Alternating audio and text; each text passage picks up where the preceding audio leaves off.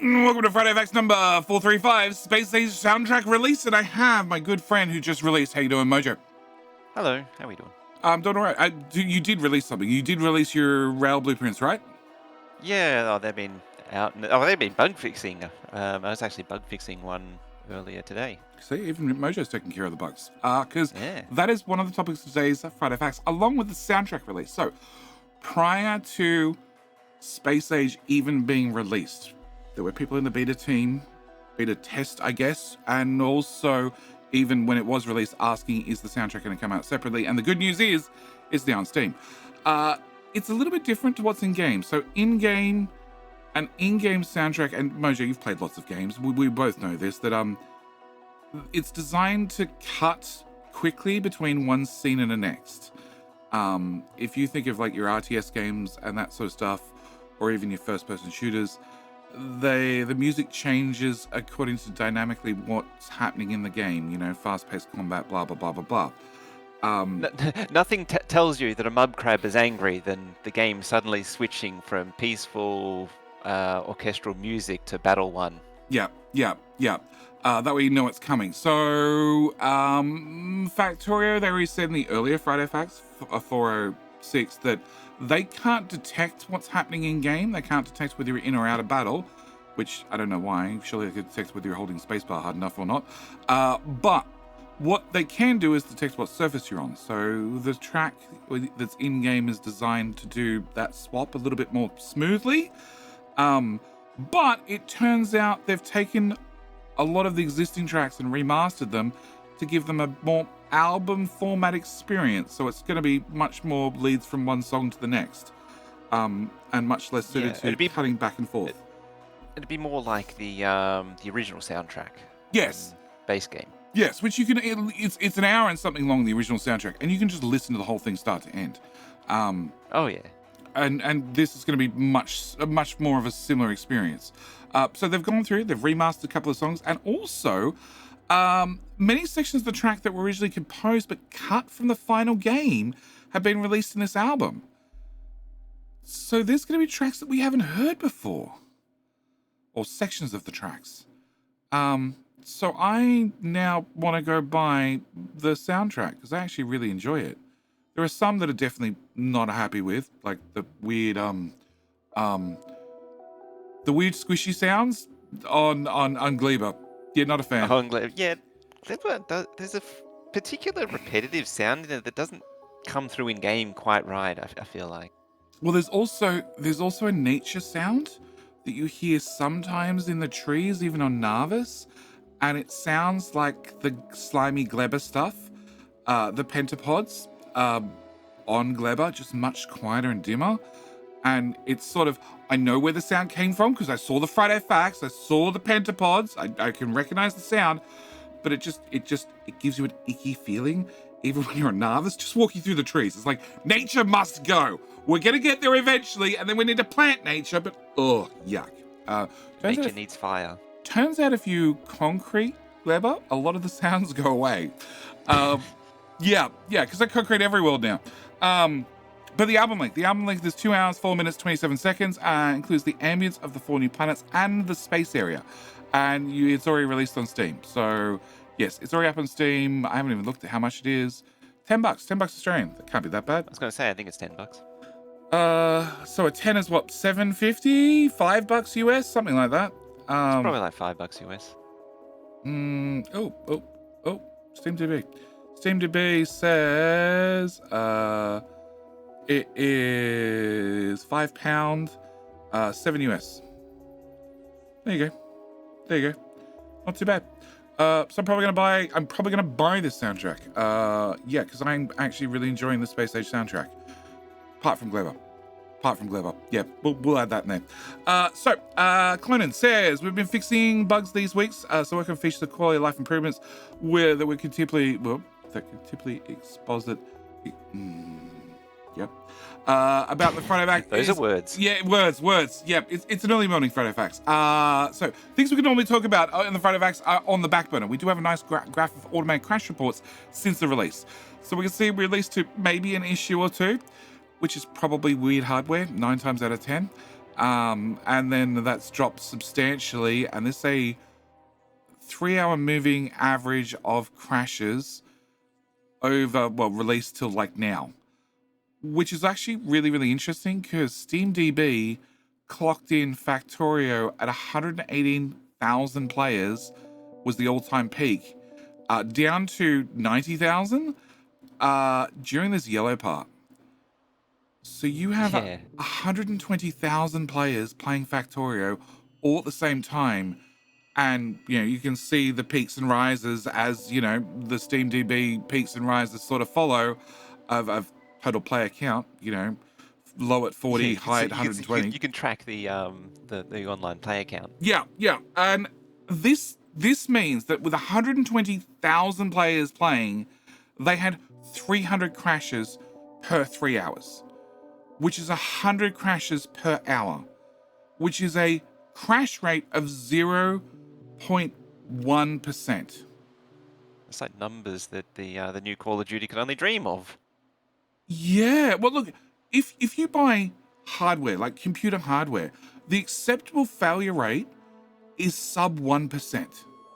So if you buy, a $3,000 graphics card and it's dead in the box or dies within 3 months, as long as it's less than 1% of total failures, that's acceptable as far as the manufacturer is concerned. Games, yes, we can fully agree that, yes, Call of Duty just came out, was it last weekend, this week, something like that? Got good reviews for those that could actually boot the game. Those that couldn't boot the game, which I understand was a large majority of players, different story. Yeah, but this is the You actually reminded me of a bit of a side story. Yeah. So for corporate delivered desktops, we had a failure rate because I used to do IT stuff. With one batch, I had a failure rate. I think it was like 4 or 7%. I forget what it was. Wow. And the director was absolutely furious at how high it was. 4%. And this is over thousands of machines. Look, 4% is still massive. It definitely means that something went wrong somewhere along the line. Yeah. These were DOA in one way or another. Okay. So they've been built. They've been mass built, like cloned a hard drive full of all the operating system and everything else, and then never been tested before they deliver to site because there's just no point when you're doing so many machines. It's just 9 times out of 10, it's honestly a waste of time. So they were unboxed and then, they were delivered, unboxed, set up, and then SOEs installed, and then for whatever reason there's been an issue with them. Yeah, I think it was 4%, and they were not happy. Well, it normally mass installs like that, you sort of accept 2%. 2% sort of like acceptable, right? Because you have 1% sort of like from the manufacturer's end, and then you have 1% in especially if you're doing build your own PCs, with all custom parts, you have 1% over many parts. It averages out to slightly higher of just systems that have faults. But yeah, 4% is massive. I'm not surprised the CEO was grumpy. So yes, Space Age 2.0 and Space Age, because it's both releases together, actually. It's the biggest launch they've ever done. So things went way smoother than they anticipated. This could be due to a number of factors. One, cleaner code and higher development standards, because there are more developers on the team. So there's less of, we'll patch this now and fix it properly later. Also, there was a whole lot of going through and cleaning up very, very old code from 1.0, like the whole fluid system that nobody understands 4 times over. It's had 4 devs work on it and quit. Rails would be another one. It's like the build optimization. Yeah. So they had better PR review and QA process, and also they had the LAN party and some of the closed beta testing. So a number of other people were in the closed beta, and I had a couple of bugs, crash to desktop bugs, because that's what we're actually talking about. We're talking crashes to desktop.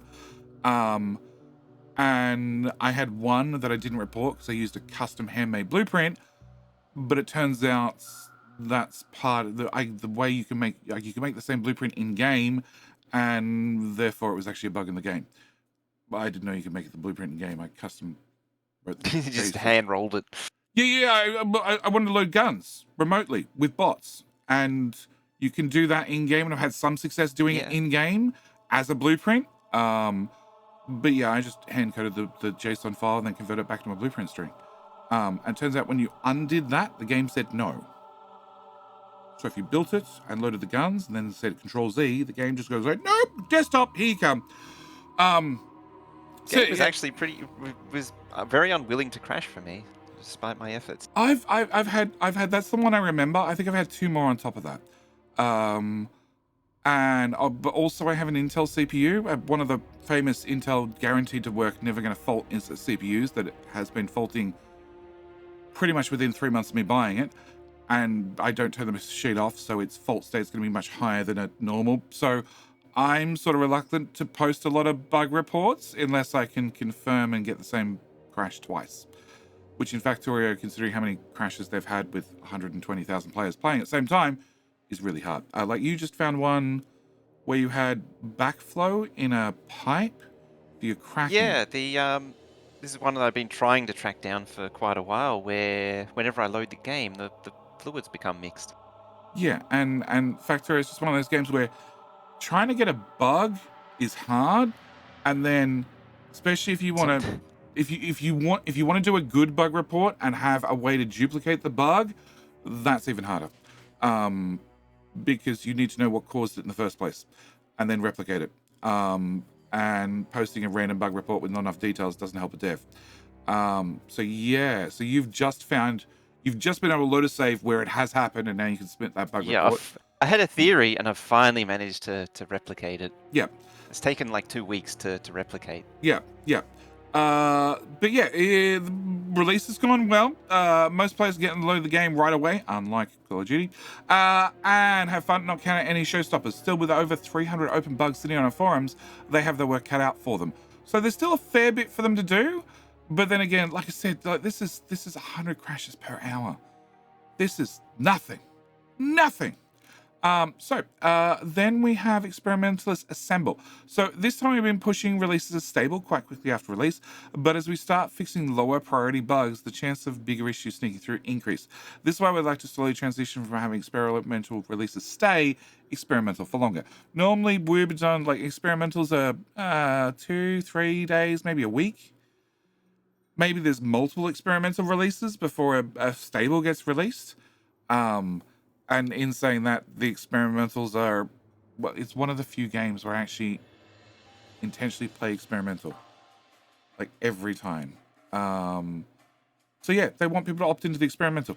So in Steam, right-click on the game, properties, beta participation, select latest experimental. If you're on the website, go downloads and click experimental. And 2.014 drop today. And how do you do it in the game? Oh, it's settings, other, and then tick on settings other, and then allow downloading experimental. Yeah. And like I said, Factorio is one of the few games where I intentionally, even recording YouTube videos, play the experimental version. We always just have always rolled with the latest experimentals for however many years. Yeah, like a lot of other games, I intentionally won't record on experimental versions because they sometimes can be much worse. But Factorio is one of those ones like, no, don't sign me up for the experimental. Sure. Chances are I'm going to get a bug fix and not a bug. And there have been some classics, there have been some clangers, but they're also fixed in 3 hours, so who cares? So, yeah, I really, really recommend you drop into the experimental. Actually, I've got to check to see if my server this weekend's running experimental, because we're doing a Factorio Pod Racer event in a couple of hours after this video posts. Yes. So I'm going to find out whether the server's running experimental or standard. I have a feeling it's experimental. Yeah. So that's it for this Friday Facts. Bojo, you interested in the soundtrack? You're going to go buy yourself a soundtrack. Is it worth a tenner? Yeah. I mean, I bought the first soundtrack. Actually, did I even buy the soundtrack? I think I got it with the... I don't know if I bought the first one. Well, I mean, I do have it. I just don't remember if I bought it or if it came with the Steam upgrade. I'm also not sure. I'm in the same boat, I think. I know I have the soundtrack. I'm just not sure where it came from. This one, yes, I'm probably going to go buy this probably as soon as this Friday Facts is done. But I don't think we have anything else to add apart from bets for next week. I have no idea because we've pretty much reached the end of everything. We've got like the post-release. This is the soundtrack, which we sort of expected coming. Maybe we'll start to see 1.1 stuff. I was going to go with what was cut. What was cut from Space Age 2.0. What we decided against. I still think that's going to be a topic. What's been cut? What's been pushed back to 1.1? No, I think that's two separates. Like, these are the good ideas that were good ideas until we implemented them or brainstormed them a little bit, and then went, yeah, maybe not a good idea. Like, I know Aquila has changed a few times, and Glebe has changed a few times. Yeah, I'm expecting that to be a future Friday Facts, and also, yeah, I'm expecting eventually we're going to get news about things that are on the cards, confirmed mostly for 2.1. Because there are definitely some things that we've both scratched our heads about was why it's not in. Like, I really want to know, why is there no upgrade planner that I can just use upgrade anything from normal to uncommon? Like, why is that not an option in an upgrade planner? Like, I have to pick, like, you know, upgrade this module to that module. I just want to swipe everything. Swipe everything and upgrade it to the next level. Just bulk everything. Yeah, it's either going to upgrade or it's going to sit there flashing at me forever saying, I don't have that item. That's fine. That works for me too. Right? Yeah.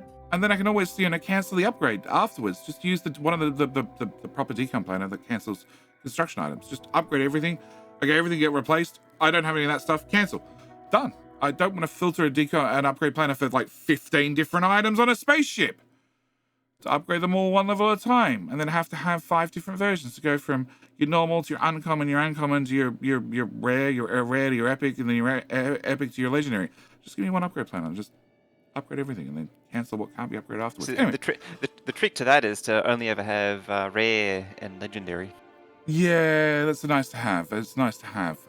You need to be able to start rolling stuff, which means you got to visit Fungola, because I've definitely stolen that name, because that is a fun planet, as long as you don't get hit by lightning too many times. Anyway, I think we're just rambling now. Friday Facts, 435, done. 436, I'm betting on probably what was cut. What was not a good idea, what we decided against. But with all that said and done, we're going to leave you here, and I'm going to make sure Mojo's released blueprints are down in the description if you want to get a hold of his rail blueprints, because I still highly recommend them over anything else. And I better actually upload that fix to the track, which was missing direction of travel. That's not important at all. All right, that's it. We're out. Thanks for watching. As always, see you next one. Bye. Bye-bye.